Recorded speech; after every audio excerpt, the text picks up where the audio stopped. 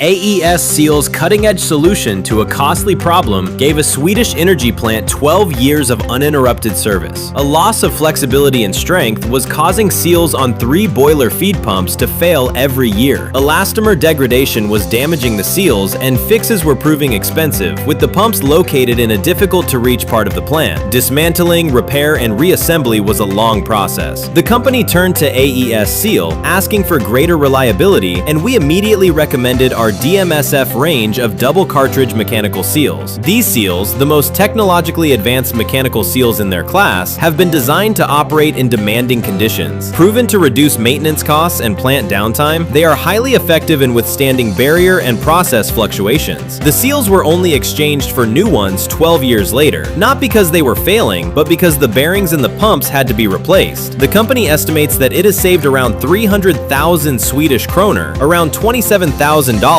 per pump so far on downtime and maintenance costs. Eliminating leaks also means less water on the floor in the vicinity of the pumps, reducing the risk of slippage and improving plant safety. Impressed, the energy plant asked AESSEAL to install the same system on a 4th pump, which has been operating for more than 10 years without a problem.